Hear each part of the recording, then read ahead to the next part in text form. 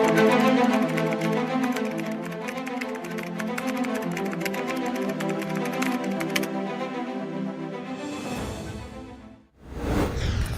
afternoon. It is 4 p.m. so we're bringing you the developing news and the stories behind the headlines. This is Storycon. I'm Regina Lay, sitting in for Ed Lingao. Some stories we're watching this Tuesday, February 4. Oral arguments have begun at the Supreme Court on 3 petitions challenging the PhilHealth fund transfer. Recall that the Finance Department ordered the state insurer to return nearly 90 billion pesos in excess funds to the National Treasury. Also today, Malacanang announced the replacement of PhilHealth President and CEO Emmanuel LEDESMA Jr. U.S.-trained orthopedic surgeon Edwin MERCADO, or Dr. Edwin MERCADO, is now the new chief of the Department of Health, or rather PhilHealth, sorry. A group of influencers and vloggers have filed a petition for certiorari and prohibition before the High Court. That is to challenge the House Tri-Committee inquiry on online disinformation that was kickstarted today. Standing as legal counsel to the group is former presidential spokesperson Harry Roque, who claimed that the House inquiry violates free speech. And former PCSO General Manager Regina Lay and former NAPOLCOM Commissioner Edilberto Leonardo have been charged with murder and frustrated murder. That is for the killing of PCSO Board Secretary Wesley Barayuga back in 2020. 5 others were also named as respondents, including the hired gunman known only as Loloy. Also joining us today, Storycon's resident political pundit, Ronald Llamas, sitting right next to me. And from the Philippine Star, we've got Editor-in-Chief, Amy Pamintuan. There she is. Hi. Hi. Good afternoon, Reg. Hi, Amy. Ronald. Welcome back, Reg. Ha? Kamusta? Welcome Only back. torn ka lang dyan, Ronald. Behave ako, behave. Behave siya ngayon, behave. But he brings news. Pink na pink ka, Ami ah. Meron bang ibig sabihin yan para bukas? Ano meron bukas? Last session day. Diba, Ami? Last session day bukas. For Thursday. Things Di ba are, Thursday? Wednesday pa lang bukas. Bukas at saka Thursday. Thursday. If things are going to happen, it's going to happen tomorrow and Thursday. Yan ba? Yan ba, Marites mo, Yun yung baon yung news. What's gonna happen tomorrow? I don't know. No? Baka may divine intervention. No? Ay, mahina ako sa divine. Si Ami, mas malakas sa divine. Yan ang pangako ni Reginald Velasco, di ba? He will finally transmit the impeachment complaints to the office of the Speaker. Talaga? Pero, Correct. ano mangyayari pagdating doon? Ano bang mahalaga doon sa transmittal sa Office of the Speaker? Parang baliwala naman masyado yun. Oo nga eh. Hindi, di ba? Baka sakali ma-fast track nila. Ayun. Well, sabi niya, whether or not he gets the 4th complaint, he's gonna transmit all 3 complaints to the Speaker's office, right? So and then it's up to him. The ball is in his court. What to do with it? Tama. Baka yung transmittal naman, pwedeng 1, 2, 3 transmittal yung mangyari, di ba? No, I think he's transmitting in one go. And then Congress goes on break. So ano mangyayari in that time? And then Congress goes on break. Adjourn na eh. Hindi, pag halimbawa na fast track yan, agbotohan sila bukas, baliwala, hindi na mahalaga yung transmittal sa Speaker. Diretso na yun sa Senate. Theoretically speaking, pwede yun? You can just call for a vote? Yeah. Nangyari yan dun sa impeachment ni Erap, nangyari yan sa impeachment ni Corona. It was very fast. He can just call for a vote right then and there? Or kahit nga walang vote eh. Kung meron kang paper na nakasign yung more than 30%. Signature. Signature yung mahalaga. Unless pinake yung signature. Okay. So, 2/3 of Congress, tama? Hindi, 103. 103 is the one-third. minimum. Yes. 1/3, hindi 2/3. Hindi. One-third signature. 2/3 is to convict. Sa Senate na yun. Sa Senate. Yeah. Ngayon, magiging Kaya lang, debate. yun nga lang, anong gagawin, Ronald, ng Senado? Kasi adjourn na sila eh. Yes, pero pag na-transmit sa kanila before the end of their term, then they have to face it. Ngayon, magkakaroon ng debate dyan dahil ang sabi nga, a quasi-judicial body ay pwedeng ituloy yung kaso. Kahit bago na yung ibang mga judges. To the next Congress. Kahit bago na yung ibang senador. Ang bill kasi, Regina, will end dun sa term nung Congress at saka Senate. Correct. But that's a bill. Ito kasi, this is a case. So usually, pag may kaso, It can proceed. Kahit nagpalit yung judges, nagpo-proceed yung kaso. So ganun ang i-invoke dyan. Of course, may magka-question yan sa Supreme Court. No? Kaya, ayun, it will be a battle of interpretation. Pero offhand, parang iba kasi yung Senate as a legislative body, iba yung Senate as a judicial body. Correct. Yeah. And the quasi-judicial body in this case is? The Senate. Senate. Because it will be, they will be judges. So makikita mo si Robin Hood Padilla na magsusuot ng damit ng judge. Makikita mo si... With a wig. Si Bong Revilla, makikita mo magsusuot ng judge. No? Gandang picture nun, ha? Gandang picture nun, mga judges. So that's what the rumor is for tomorrow. Potentially something might happen. But for today, Amy, what's the headlines on the Philippine Star today? We're watching what's happening in the House kasi nga hindi sumipot yung 38 of the vloggers who were summoned by the Tri-Committee. So, ang inabutan ko kanina nung nanonood ako dito sa TV, nagpunta na kasi sa Supreme Court yung mga vloggers. They're asking yun na nga, your good friend, Ronald, na yun na nga, paano napunta si Harry Roque? Curtailment daw of free expression. Paano siya mga naging vloggers. lawyer? Siya daw yung lawyer, di ba? Si Harry Roque, si ex-human rights lawyer. So, paano siya? Nag-zoom pero siya? nakita ko nagsasalita din yung ibang mga congressmen Siyempre, ang nagsasalita, ayun, nakikita natin si Congressman Marcoleta. Yeah. Remember, siya yung isa sa pinaka-active noon sa pagsasara ng ABS-CBN. Kaya medyo, siguro kung vlogger ka, medyo mag-aalala ka rin dyan. Pinapa-contempt niya yung isang vlogger, si Attorney Enzo. No? Pinapa-contempt niya kanina. No? So, baka, yun, yung pinanggagalingan niya, freedom of speech, nung pinasara niya yung ABS-CBN. Yan nga yung minomonitor natin ngayon. May isa pang controversial na yung pamantasan ng Kabuyaw, nag-order siya effective yesterday na all English campus na daw sila. Okay. Kaya may mga nagpo-protesta rin, mga nagre-react online. Although, tignan natin kung anong kalabasan yan. It's a state university, Tinitingnan natin. Ayan, English only. Dapat for lessons within the campus. Dapat dyan mag-aaral yung mga congressmen para mag-improve yung English nila. Hindi pati Supreme Court, di ba? Hindi nila alam kung ano yung premature. Doesn't that go against the DepEd's curriculum? Or hindi? DepEd yata secondary ang English, di ba? It goes against... I think mother tongue is still there until 3rd grade yata. I don't remember anymore the naman rules. to higher education to, so hindi natin alam kung ano yung... Medyo hindi malinaw sa akin yung rules sa higher education. It's a state university, so we don't know what the rules are. Gusto lang daw nilang maging globally competitive yung school nila. Yeah. And to raise academic excellence. Yun ang reason ng school. So magkakaroon siguro ng debate. And of course, yung mga proponents of our own language nagpo-protesta. Pero tingnan natin, siguro, hintayin natin yung statement ng CHED. Right. We're waiting for a statement from the Commission on Higher Education. Right. Ami, sorry, coming back lang to the first thing you mentioned, which is yung hearing at the House ongoing right now on fake news and disinformation. As far as we know, just to recap lang yung news, no? As far as we know, 3 lang out of the invited 40 vloggers and influencers turned up.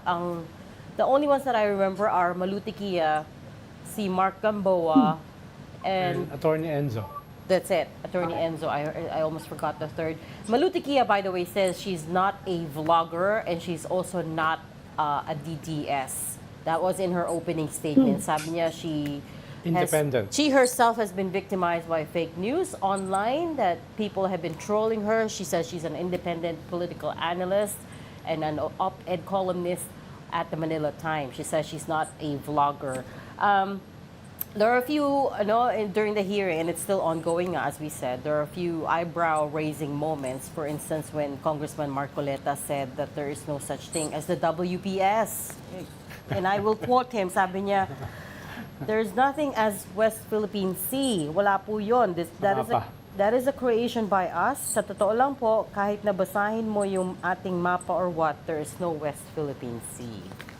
So, and this goes to the heart of the question that they're trying to answer at this hearing, which is what is fake news? What constitutes fake news, right?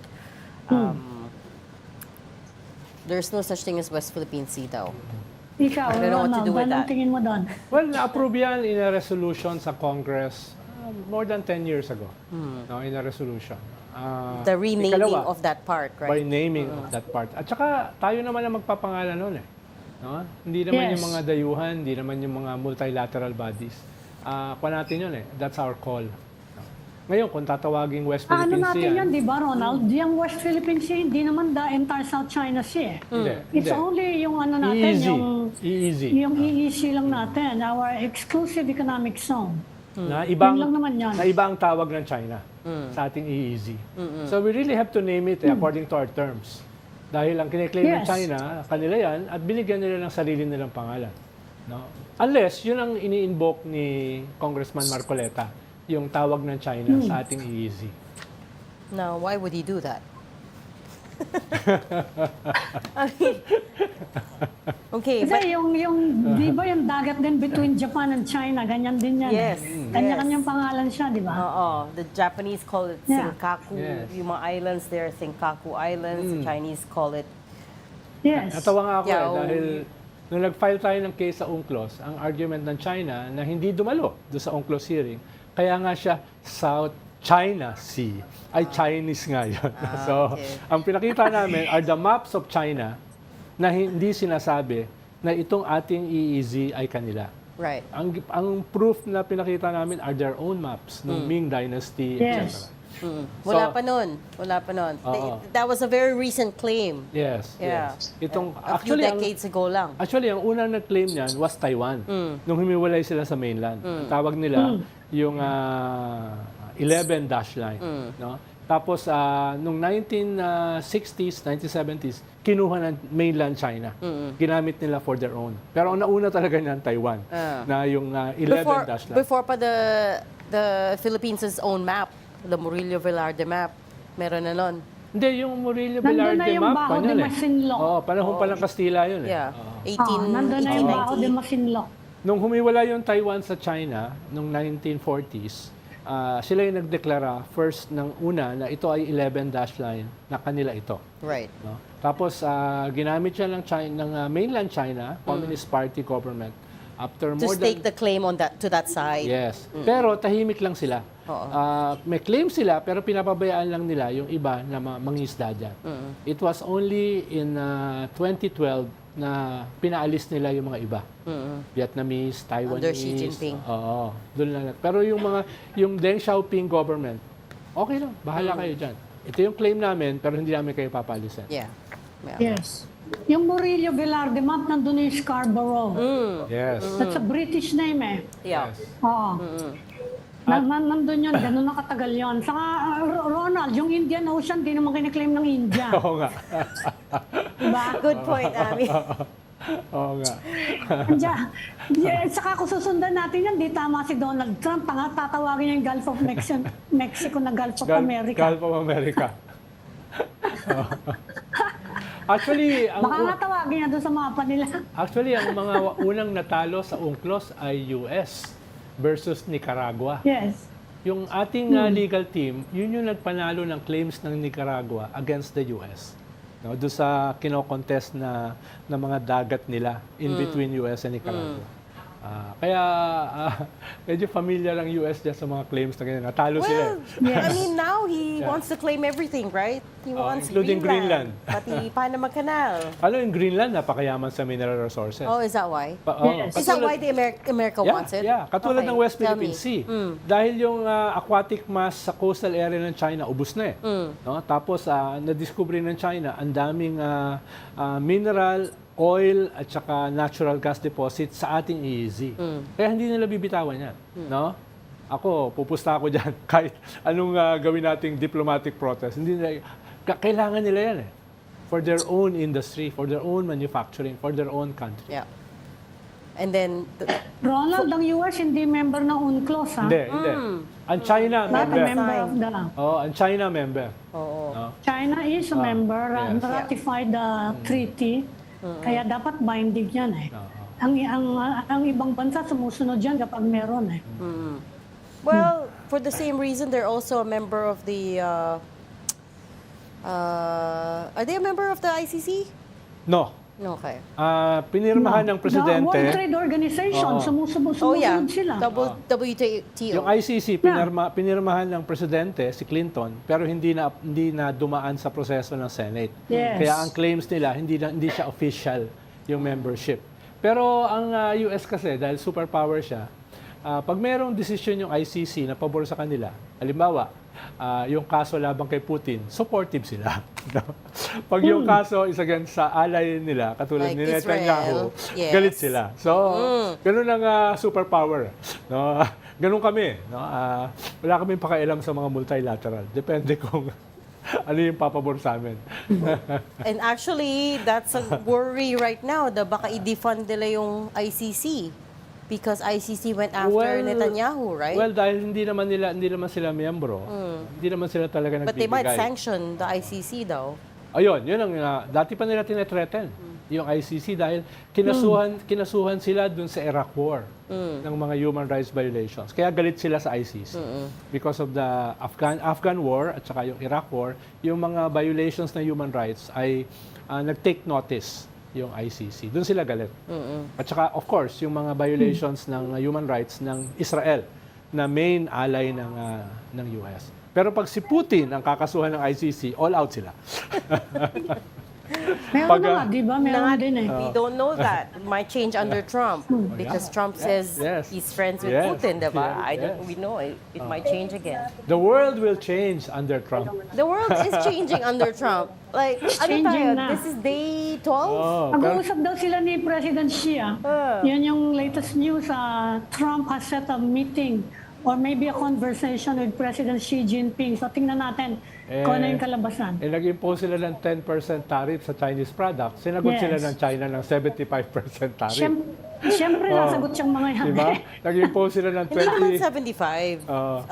15.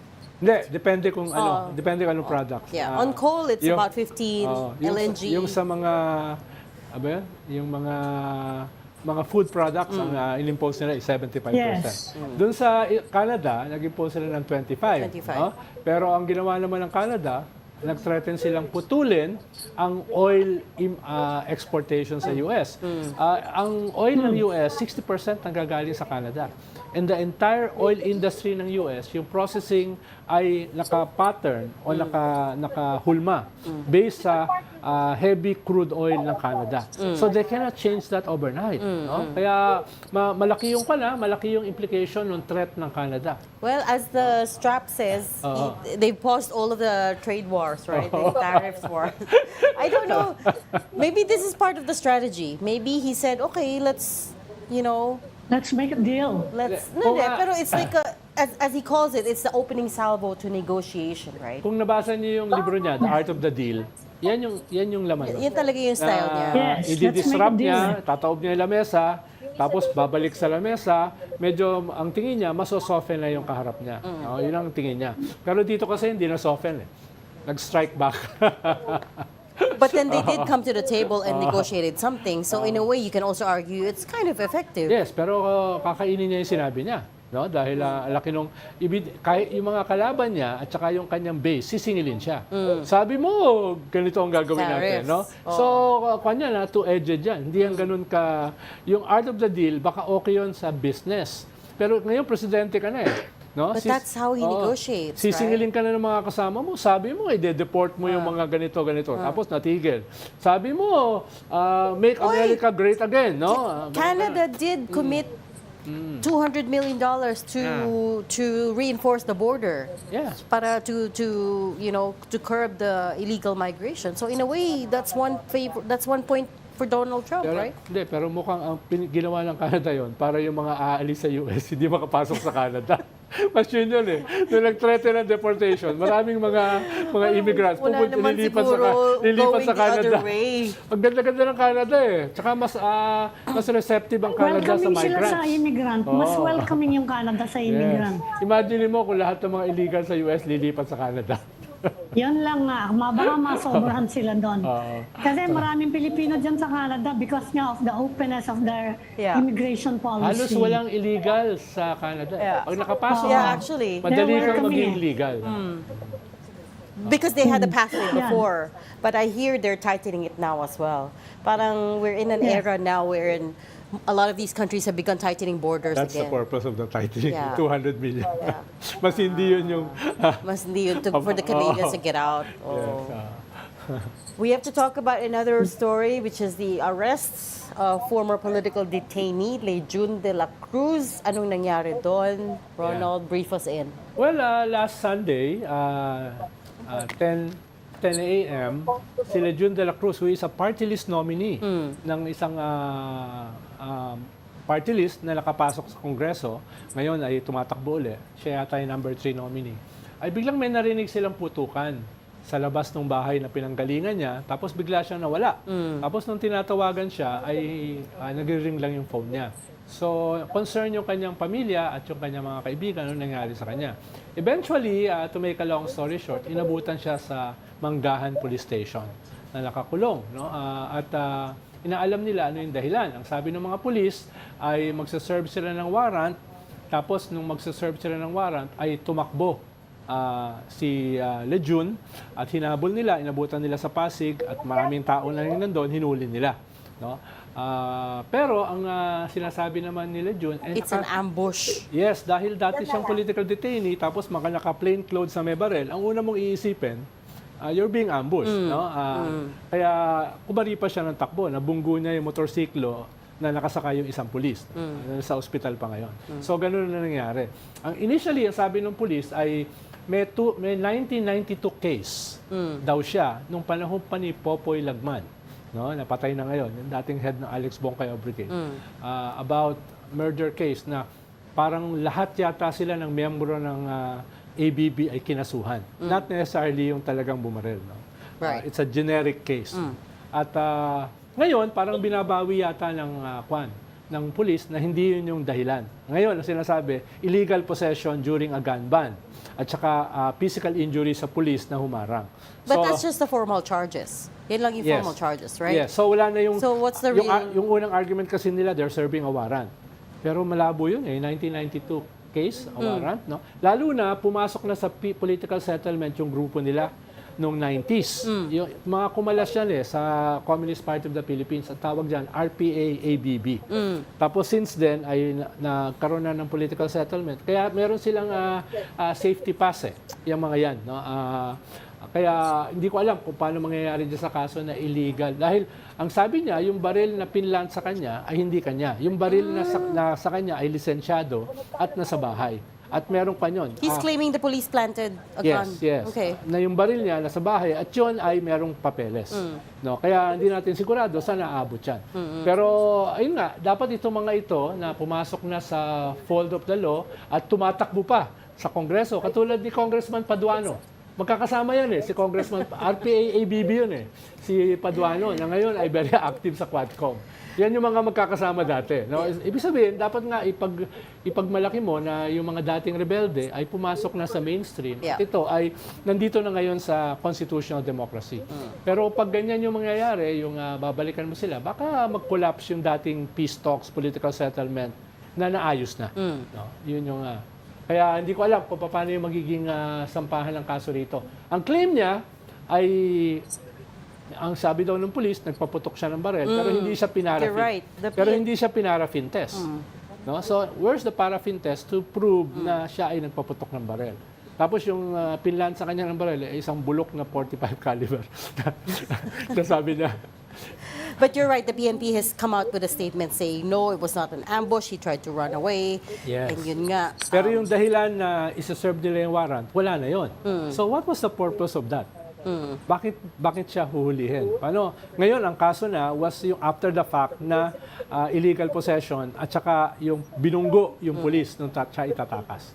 No, yun yung kaya alam ko yung monitor that then. asawa niya is also with the ABS-CBN before. No? Speaking of Congressman Paduano, the House Tri-Committee's probe into online disinformation is still underway. And so let's try to get the latest. We've got mobile journal Mary Mon Reyes on the line. Oh, on Zoom. Hi, Mary Mon. Ano na nangyari so far? We've been trying to monitor it here din. Yes. Yes, good afternoon. And so far, tuloy-tuloy pa yung interpellation proper dito ng Tri-Committee. And kanina narinig na rin natin na nagsalita yung 3 out of more than 40 na social media users, influencers, or vloggers na invited.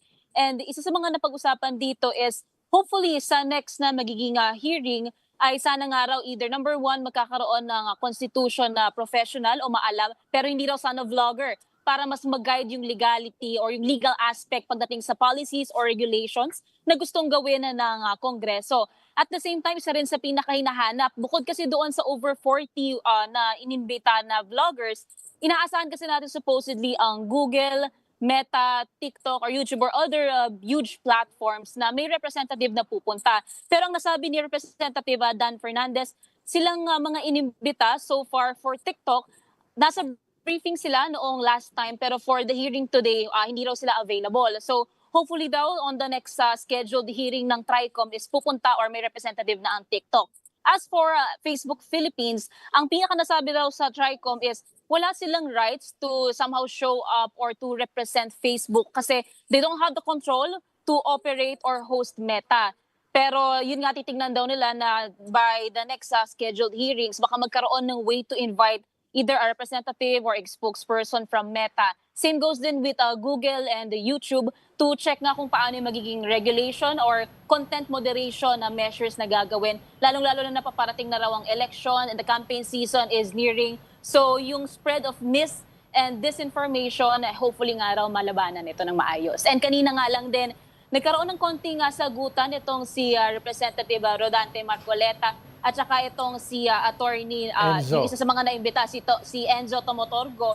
And tungkol kasi ito doon sa isang naging vlog daw ni attorney na ang title ay Huwag Maniniwala sa Pakulo at Panlilinlang ni Marcoleta. So nung tinanong for clarification ni Representative Marcoleta kung ano nga ba daw yung topic or yung context nito, ang nasabi dito ni Tomotorgo ay tungkol daw ata ito doon sa INC rally last time. Pero hindi pa ma-point in specific ni Tomotorgo kung ano nga ba yung pinaka sinasabi raw o yung tinatanong na panlilinlang. Kaya nagkaroon lang kanina ng kaunting heated na conversation between them.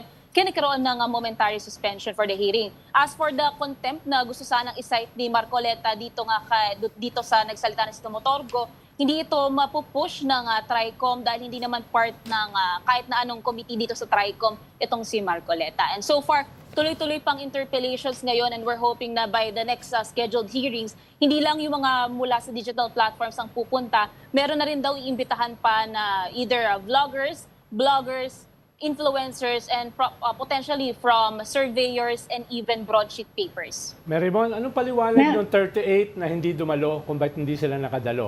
Paano, before kasi yung hearing na yan, ang nilalabas ng mga vloggers ay baka daw sila i-contempt, baka sila ipakulong. So, pero ano yung official na dahilan? Bakit hindi sila dumalo? Yes, Sir Ronald. Nung inisa-isa yung ilang mga excuse letters na pinasa dito sa TRICOM, ilan sa mga naging excuses is number 1, out of the country, yung inimbita or mga inimbita. Pangalawa, yun yung legal response nila to the invitation, yung pag-decline sa pagpunta o pagharap dito sa hearing. And number 3, yung isa sa pinakanapansin dito ay yung pag-question daw sa legalities ng ginagawang probe. Kaya kung makikita rin natin kanina lang din, nag-file na sa Senate ng for certiorari itong mga vloggers and influencers at sinasabing natatapakan daw yung kanilang right to freedom of expression, freedom of speech. Whereas kanina, nilinaw ni Representative Dan Fernandez na ang ginagawa ngayon na probe or hearings ay para raw sa pagbuo ng regulations, ng policies, or ng batas para ma-combat ang misinformation and disinformation. Raymond, medyo malinaw ba kung saan papunta actually yung ini-invoke niyang 38 na yan, it's an ongoing debate worldwide, no? yung pagkokontrol ng mga vlogs, at saka kahit yung pagkalat ng disinformation, kasi yung ibang tao sinasabi nila, they have a right to spread disinformation. Actually, yun ang o yung merong mga they own their truth daw eh. Yun ang ganung mga merong ganung mga argument. So ano kaya yung iniisip nilang regulation doon? I'm sure kahit anong regulasyon na mapasahan ng Congress will face a constitutional challenge sa freedom of expression. Meron na bang may solid idea na ba kung exactly kung ano yung balak nilang regulasyon? Kasi kahit wala namang hearing dyan, alam naman natin kung ano yung sinasabi nilang mga fake news, disinformation, di ba? Hindi mo kailangan na hearing na yan eh. Ano ba exactly yung gustong regulasyon na naiisip nila na pwedeng ipasa ng Congress?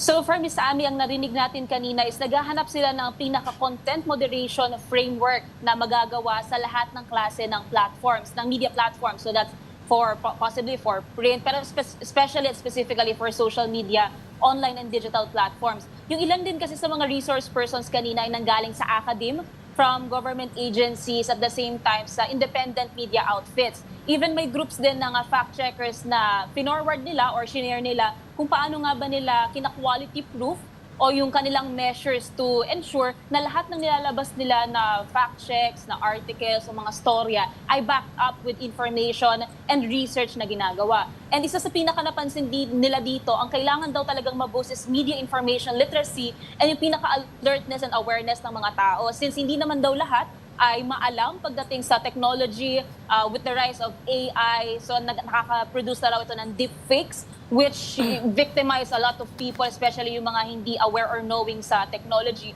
Kailangan daw talaga mas mailapit na sa mga masa, sa lahat ng tao, how technology works para raw maiwasan yung mabibictimize dito. However, isa rin kasi sa pinaka-tinitignan nila dito is yung presence of trolls.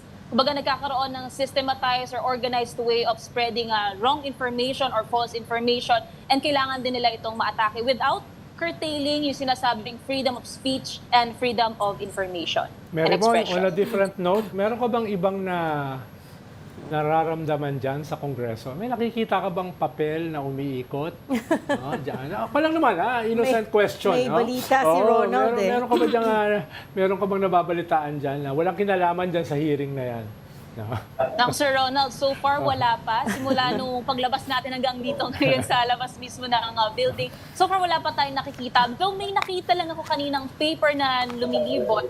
I'm not sure if it has something to do with the outline ng pinaka-hearing ngayon. Pero siguro pagbalik ko sa loob ng venue or ng hall, titignan ko kung ano yung papel na yun. Misteryo papel. Marymon, huwag ka Ronald, makinig ano ba kay, eksakto, huwag ka na Ronald? makinig kay Ronald. Dalawang kontrobersya yan, Ronald. Ano ba yung sinasabi mo? Hindi ko alam. Dalawang kontrobersya yan. Yung isa, yung impeachment. Yung isa, alam natin yon medyo politicized. Ano ba yung sinasabi mong yan?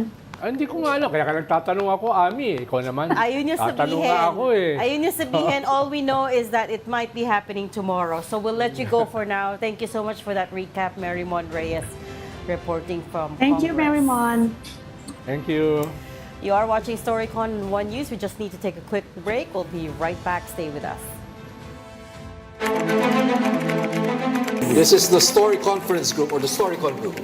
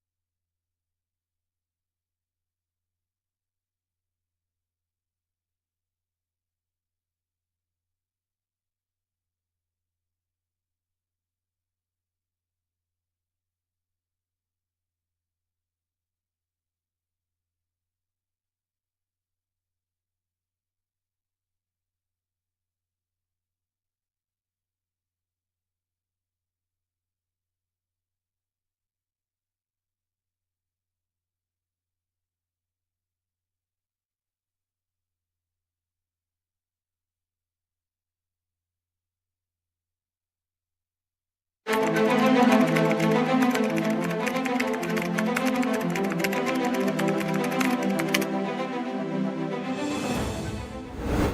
back to Storycon. We have got the developing news and the stories behind the headlines. Welcome back to the Story Conference. I'm Regina Lay with Amy Pamintuan of the Philippine Star and Ronald Llamas, our political pundit.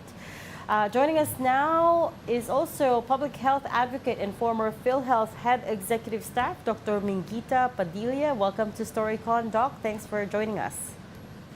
Good afternoon, Doctor. Hi, nice to be back. Although a different Good show. afternoon, Doc. Yes. Hi, good afternoon to everybody. Doc, the big news today is the PhilHealth president and CEO, Mr. Emmanuel LEDESMA, has been replaced. We didn't see this coming. And the new guy is Dr. Edwin MERCADO. I saw it coming. I saw it okay, coming. so tell us what you know. But I won't tell you how I know. And what what do we know of this? And who is this Dr. MERCADO, Minguita? Sino siya? Okay, actually, we in the medical field we actually welcome the appointment of Dr. Ed MERCADO as PhilHealth CEO, no? President and CEO. Ed is a UP graduate. He was a contemporary in the College of Medicine. Kilala namin siya. He's an orthopedic surgeon. But aside from that, he has 37 years, more than 30 years practicing. No, he's also not only a practicing physician, he's also a hospital administrator. He's also somebody who has public health knowledge, no, who studied public health. He's also a researcher, and he's doing a lot of work also concerning primary healthcare, even AI in primary healthcare. And he's also doing work regarding funding for global health. So all of these things give him very good credentials to head PhilHealth. Kaya nung nalaman namin na siya, natutuwa ang marami. Most of us would welcome it. But we all had the same comment. Almost all had the same comment. Ay, nako, salamat. Now we'll all help him. We wish him well. But sana, ito palaging sinasabi, sana hindi siya makain ng sindikato. That's always what people say. Ay, nako, let's wish him well. Kasi fraternity brad ko rin siya in UP, no? College of Medicine. And everybody is saying, ay, nako, let's wish Ed well. But let's also hope na hindi siya makain ng sindikato. And I have a lot of advice to give him if I have a chance to talk to him. Pero, di ba, Doctor, Doc, this is related to the controversy over the impounding, no, of the 89.9 billion PhilHealth quote-unquote unused savings or excess funds, whatever they want to call it. And I remember actually ang suggestion ng iba, kung ganyan hindi pala nagamit siya na talagang may savings, why don't you just fire the PhilHealth chief and replace him? Yun ba ang dahilan? Because the replacement here, yun ba talaga ang dahilan? I think patong-patong na, Ami. It's not just that, no? And but we're also saying it's not enough that you replace the president. You have to clean up in the execo. You know, President Duterte had 4 PhilHealth presidents. First was De La Serna, Dr. De La Serna. Then he had, I'm sorry, the gentleman, I forget his name now. Then he had General Morales, and then Giran. He had 4. Okay, and the pinakakawawa sa lahat, Roy Ferrer was the second, no? And then Morales, and then Giran. And Morales ended up what? Talagang, diba, he was charged, he got sick. Whereas the people responsible for leading him astray are still there. They're still there. And they have to clean up the execo. I'm really sorry. There has to be some accountability. And that's a difficult part. And it needs courage and political will, not just on the part of the new president, but also on the part of the appointing authority. Now they have to back him up. Because I believe that Ed is a good guy, and he's competent, and he wants to do what's good. And he doesn't need this job. I think he's doing it to serve. Like many of us, we don't need this. Sakit ng ulo yan ba? Kaya lang, may pagkakataon siya. So sana, I hope they allow him to do his job properly and do not pressure him to politicize PhilHealth too much. It should be insulated in a way, but there are certain reforms that we would like him to do. Certain reforms we would like to see. Doc, And I can talk about that if you wish. yeah. Doc, meron bang mga cases o reklamo na naka-file dito sa mga binabanggit yung mga enablers inside PhilHealth. Dahil kung wala may kasing... kaso mo. It's para documented in yeah. 2021 during the time of President Duterte. Because of the Senate investigation, napilitan ho si President Duterte formed a group to investigate all these complaints. And as a result of that investigation, charges were filed by the NBI against many of the members of the EXECOM. Unfortunately, binalik ko sila sa lahat ng posisyon nila, original positions, without any internal investigation. No one was ever held accountable, even if, from our thinking, the evidence from the Senate was really strong. That's why the NBI filed charges. But what happened to these charges? And why are they all back in the original positions, which are very sensitive? It involved money, they involve IT, they involve supplies. So yun ang mga tanong namin. So gusto namin, many of us want to advise and give the new PCAO a lot of the information, so he doesn't go in blind. No? He goes in with eyes wide open, and he understands the very, very complex problems he is going to have to solve inside PhilHealth. Doc, why do you think it's so hard to clean up the agency? And secondly, what kind of reforms did you want to see? At least, let's say, top three, apart from the 89.9 being returned. It's very difficult to clean up the agency because the people who are, I don't want to say mafia, or they call them quote unquote the real mafia, are so entrenched, no? And they also have some political protection. Some politicians protect them. That's why we need to insulate them from that, no? And we need a president who will really back up a good PCAO. What reforms do we want? We want real digitalization. Because if you have true digitalization, it's more difficult to have corruption.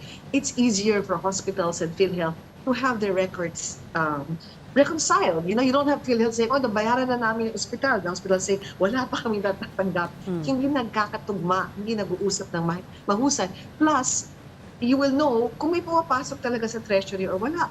Because sometimes people in cahoots, and there were, and I think there still are. No, we have to investigate that.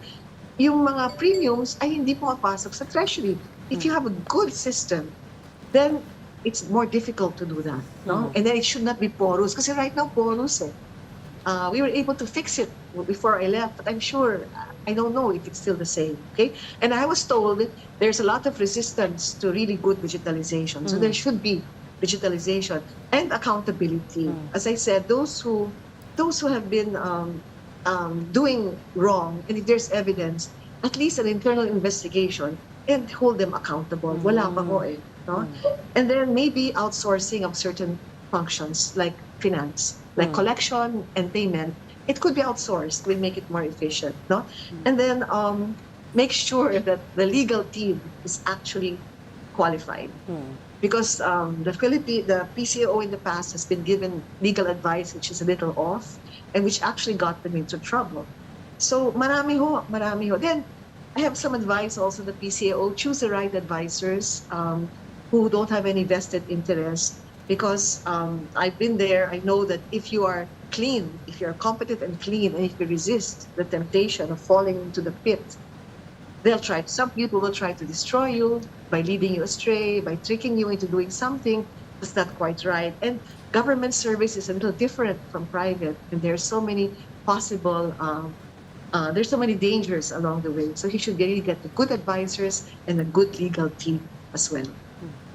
Doctor, this year walang subsidy ang PhilHealth, ano? What are you saying in terms of impact on their services? Kasi apart from not giving them a subsidy, nag-pass ngayon ng House ng bill reducing the premiums. Ano kaya magiging impact on the services, on the universal healthcare law? Yeah, it's really wrong because, well, I don't know about the reducing the premiums. Huwag lang nila sabihin na hindi na dapat magbayad. Somebody was actually saying that, no? We have seen since 2023 a systematic defunding of universal healthcare. Pababa na pababa ang binibigay nila sa health, sa PhilHealth specifically, at pataas naman yung medical assistance to indigent patients, no? And financially, yes, yung MAID. So, dumataas yung dole-outs at yung patronage politics, health, bumababa naman yung universal healthcare, which is the exact opposite of what we're supposed to do. Every year, we're supposed to give more. And what they did, yung giving a zero budget, we are also going to petition again in the Supreme Court. There's an ongoing petition now, oral Yes. arguments about the 89.9 billion. We were part of that. We will petition again regarding the zero budget, because again, it is against the syntax law, it's against the UHC, because certain funds are already allocated, di ba, for PhilHealth. So, hindi mo lang magagawa yun just because ayaw mo. And kalukuhan itong sinasabing maraming pera. Isa pa yun. Maybe our new president should really embark on some forensic accounting. Saan napunta yung pera? Because if you look at the financial statements of PhilHealth, the audited one for 2023, pinapakita nun, deficit ng mga 600 plus billion. And they have a 1.13 trillion insurance contract liabilities, meaning mga utang. Trillion. Up there. Yes, it's in the FS, audited financial statement. So in other words, there have been articles coming out in other respected newspapers, broadsheets, that what they were been saying all along was actually not true. They're using as basis a finances which does not take into account all of these liabilities, these deficits, and ang daming hindi malinaw. So kailangan linawin, because as a clinician, as a surgeon, I'm sure Dr.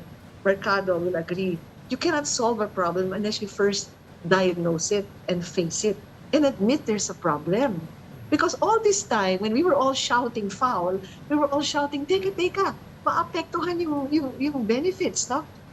Our immediate past president of PhilHealth was saying, no, kaya. They kept raising the benefits.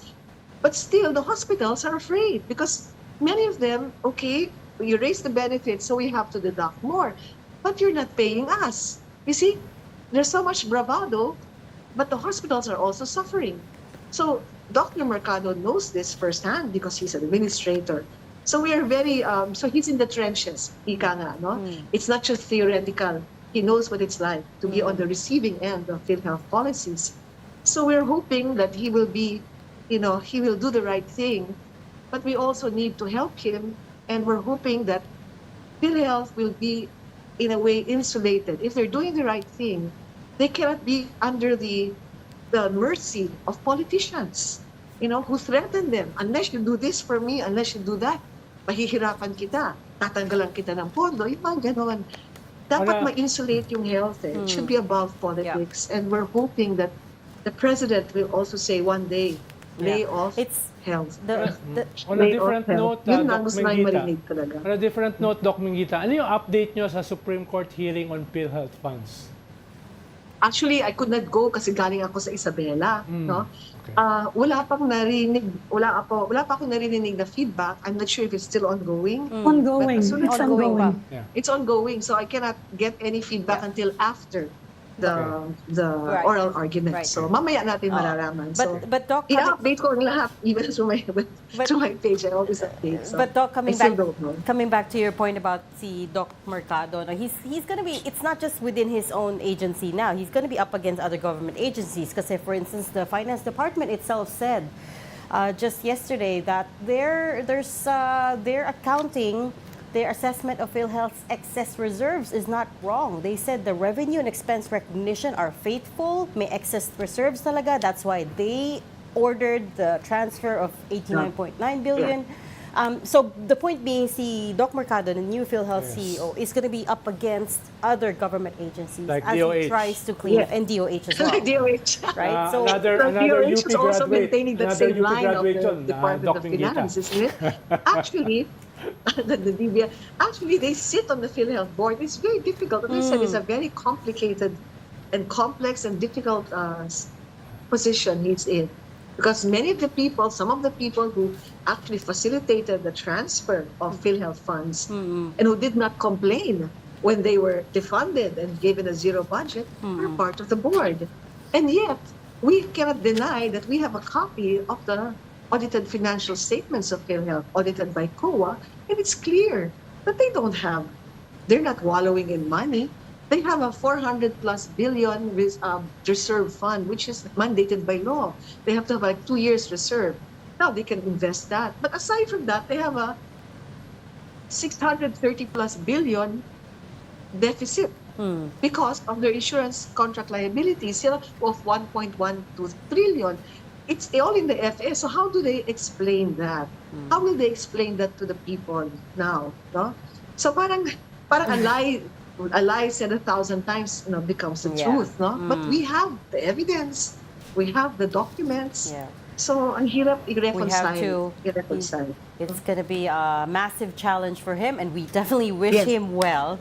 We're going to have to leave that there for now. Thank you so much for joining Storycon Public Health Advocate Dr. Minguita Padilla. Thank you, very much. Doctor. Thank you, Doc. Good luck sa kampanya. Ay, salamat. Good luck sa, well, yung oral arguments She's are... running for a party list position. She's running. Yes. BHW. Barangay Health Workers. No, Barangay Health and Wellness. But we're Health representing the Barangay Health Workers, among others. And we will have the Magna Carta. The Magna Carta will become law soon. Salamat naman. BHW, Barangay Yes. Health and Wellness. Health and Wellness. Okay. Thank you, Doc. Thank you. Thank you. Bye-bye. Bye. Ami, where are you, Ami? Yep. I'm It's here. a big problem talagang PhilHealth, no? I don't know Yeah. how, Here. where There. he's even gonna begin. Ang daming problema. Yes. Pero at least very positive na napaltan yung Oo. bahagi ng naging problema in the past. Yes. But he has to have an executive committee that is gonna work with him, not against him. At dapat i-purge niya yung mga Yes. tainted people inside. Oo nga. Okay, we're gonna have to leave that there for now. Thank you so much for joining Storycon today. We've got Amy Pamintuan, Editor-in-Chief of the Philippine Star, on the line, and also Ronald Llamas, our resident political pundit. Join Storycon again tomorrow at 4 p.m. I'm Regina Lay, sitting in for Ed Lingao. We are One News, all sides, all the time. Thanks for watching. This is the Story Conference Group or the Storycon Group.